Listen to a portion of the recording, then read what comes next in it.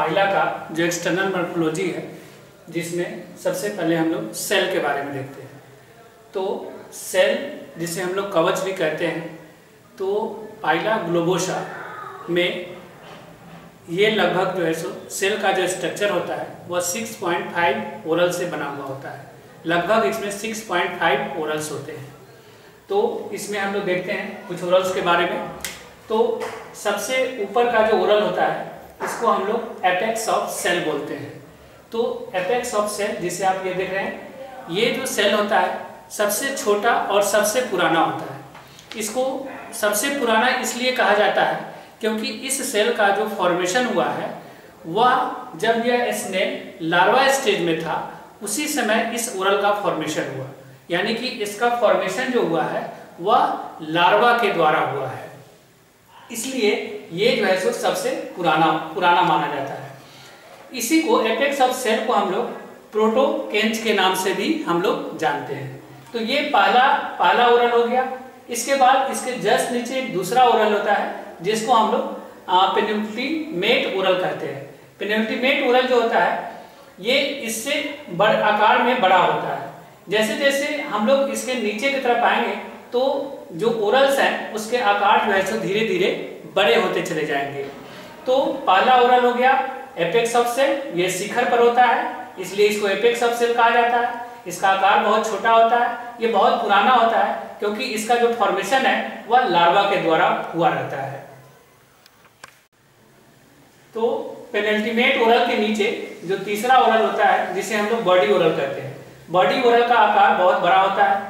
Body oral में और पेनिट्यूमेट oral में स्नेल का पूरा मस्कुलर जो बॉडी होता है वह पूरा मस्कुलर बॉडी जो है इसी दोनों ओरल के अंदर में समाहित होता है। ये यूनिलोक्यूलर होता है। यूनिलोक्यूलर इसलिए इसको कहा जाता है कि दो ओरल के बीच में, जैसे कि पहला ओरल है एपेक्स ऑफ सेल, दूसरा ओरल हो गया पेनिट्यूमेट ओरल और तीसरा ओरल हो गया बॉडी ओरल। तो पहला और दूसरा ओरल के बीच में कोई सेपरेटिंग पोर्शन नहीं होता है, या दूसरे और तीसरे ओरल के बीच में भी कोई सेपरेटिंग पोर्शन नहीं होता है। यह एक लाइन के द्वारा दोनों एक दूसरे को अलग अलग दर्शाता है। ये दोनों एक दूसरे के बीच में एक लाइनिंग रहती है। इस लाइन को हम लोग जो है बोलते हैं स्यूटर्स, यानी कि दो ओरल के बीच में जो लाइन सेपरेट करता है दोनों ओरल को एक दूसरे से, उस लाइन को हम लोग बोलते हैं क्या? स्यूटर्स। बॉडी ओरल यानी कि स्नेल के पूरे बॉडी सरफेस पर आपको बहुत सारे लाइनिंग देखने को मिलेंगे। ये जो है सो ये पूरे बहुत सारे लाइनिंग आप देख रहे हैं। इस लाइनिंग को हम लोग बोलते हैं लाइंस ऑफ ग्रोथ। इस लाइंस को क्या बोलेंगे? Lines of growth. अब ये जो स्नेल होता है, स्नेल का जो डोर्सल पार्ट होता है जिसमें सबसे ऊपर जो है सो एपेक्स ऑफ सेल है, ये इधर से पूरी तरह से बंद रहता है। लेकिन इसका वेंट्रल पार्ट जो होता है वह वेंट्रल पार्ट जो है एक माउथ के द्वारा बाहर की तरफ खुलता है। इस माउथ को हम लोग बोलते हैं पेरिस्टोम। ये जो माउथ के द्वारा बाहर की तरफ खुल रहा है इसको हम लोग क्या बोलेंगे? पेरिस्टोम। तो स्नेल का जो डोर्सल पार्ट होता है वह तो एपेक्स ऑफ सेल से बंद रहता है। ये ऊपर से पूरी तरह से बंद है डोर्सल पार्ट, यानी ऊपर का जो पीठ वाला। नीचे वाला जो वेंट्रल पार्ट होता है इधर जो है सो ये खुलता है, बाहर की तरफ ये खुलता है, जिसको हम लोग पेरिस्टोम बोलते हैं। पेरिस्टोम में बाहर की तरफ एक मार्जिन होता है जिसको आउटर मार्जिन होता है। इस आउटर मार्जिन को हम लोग आउटर लीप के नाम से जानते हैं। उसके बाद जहां पर कॉलमेला होता है तो कॉलमेला के पास इनर मार्जिन होता है।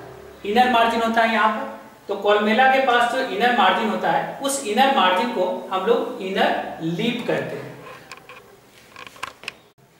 तो कॉलमेला सबसे पहले जान लीजिए कॉलमेला क्या होता है। तो यह एक hollow twisted and rod like structure होता है।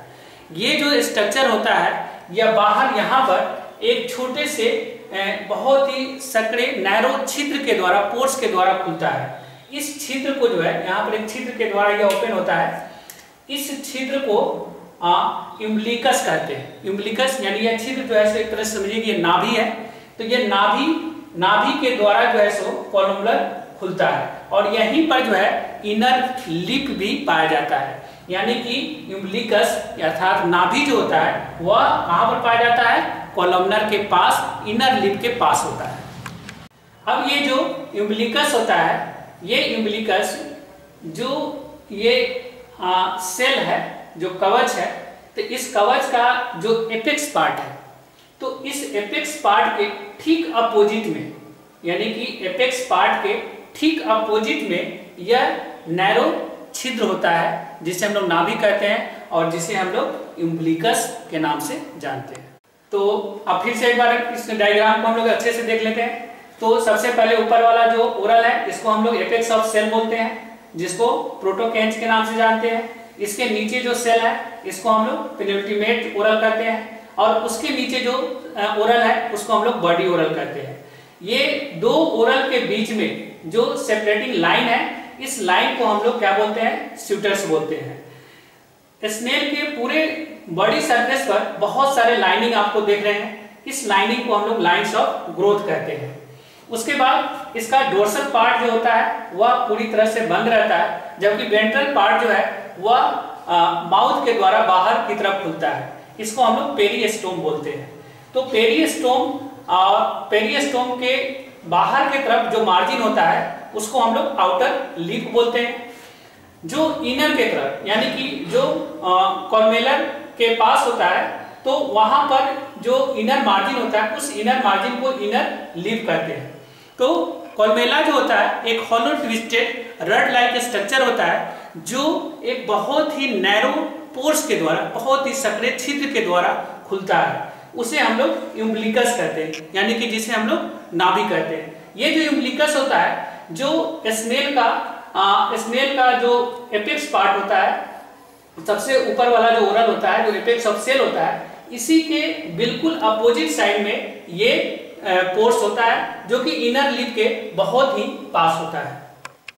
तो जैसा कि हम लोग जानते हैं कि ये स्नेल जो है, स्नेल का डोर्सल पार्ट पूरी तरह से बंद रहता है, वेंट्रल पार्ट जो है एक माउथ के द्वारा बाहर की तरफ खुलता है।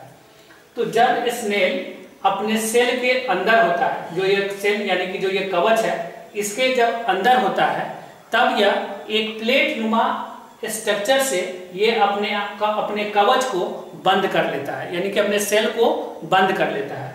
इसी प्लेट नुमा स्ट्रक्चर को हम लोग जो है ओपर्कुलम के नाम से जानते हैं। तो जैसा कि आप इस डायग्राम में देख रहे हैं कि ये जो ओपर्कुलम है, जो प्लेट नुमा स्ट्रक्चर है, जिससे जो है सो ये सेल पूरी तरह से बंद हो गया और स्नेल इसके अंदर सुरक्षित है। अब ये जो ओपर्कुलम होता है ये ठीक होता है और इसका जो आकार होता है वह अंडाकार होता है और यह मोटा होता है। तो इस प्लेट का जो निर्माण होता है, यह जो प्लेट होता है ये कैलकेरियाई प्लेट होता है, क्योंकि इस प्लेट का जो निर्माण होता है वह स्नेल के फुट में जो ग्लैंड सेल पाए जाते हैं, उस ग्लैंड सेल के द्वारा क्यूटिक्युलर सेक्रेशन होता है। उसी क्यूटिक्युलर सेक्रेशन के द्वारा इस ओपर्कुलम का फॉर्मेशन होता है। अब यदि इस ओपर्कुलम को हम बाहर की तरफ निकाल देते हैं, यहां से हमने इस ओपर्कुलम को बाहर निकाला, तो अगर हम इसके आउटर व्यू को देखें कि बाहर से यह कैसा दिखाई देता है, तो जब इसको बाहर से आप देखेंगे तो जैसा कि हमने बताया है कि यह ठीक होता है, मोटा होता है, अंडाकार होता है। तो इसके यहाँ पर इसमें आपको एक न्यूक्लियस दिखाई देगा, एक छोटा सा एक यहाँ पर न्यूक्लियस दिखाई देगा। उस न्यूक्लियस के चारों तरफ बहुत सारा रिंग लाइक स्ट्रक्चर, रिंग के जैसा लाइनिंग दिखाई देगा। उस लाइन को हम लोग क्या बोलते हैं, लाइंस ऑफ ग्रोथ बोलते हैं। तो इसके आउटर व्यू में एक न्यूक्लियस होता है, इसके चारों तरफ जो है सो रिंग लाइक लाइनिंग होता है, उसको हम लोग लाइंस ऑफ ग्रोथ करते हैं। अगर आप इसके इनर व्यू को देखें तो इनर व्यू में क्या होता है कि ये क्रीम कलर का एक इलिप्टिकल रीजन पाया जाता है। ये जो है सो क्रीम कलर का इलिप्टिकल रीजन है। यह रीजन जो है ये बॉस कहलाता है। ये क्या कहलाता है, ये जो है सो बॉस कहलाता है। इस बॉस का, ये जो बॉस होता है, इसके चारों तरफ जो है एक सैलो ग्रुप पाया जाता है, एक ग्रुप पाया जाता है जिसको हम लोग सैलो ग्रुप कहते हैं। तो ये जो बॉस है इसके आप चारों तरफ देखिए, ये जो है सैलो ग्रुप ऐसो आपको देखने को मिलेंगे। ये जो बॉस होता है ये ओपर्कुलम के साथ, यानी कि ये चूंकि इसका इनर व्यू है, इसके पीछे वाला पार्ट है, तो ये जो है ओपर्कुलम के साथ अटैच रहता है। ये किससे अटैच रहता है? जिससे एक मसल से अटैच रहता है, जिसे हम लोग ओपर्कुलर मसल्स के नाम से जानते हैं। तो फिर से एक बार देखिए, ये जो ओपर्कुलम है इसको हमने बाहर निकाला। अगर हम इसके आउटर व्यू को देखते हैं तो इसमें एक जो है आपको न्यूक्लियस दिखाई देगा। इस न्यूक्लियर के चारों तरफ रिंग लाइक स्ट्रक्चर होता है, लाइनिंग होती है, जिसे लाइंस ऑफ ग्रोथ कहते हैं।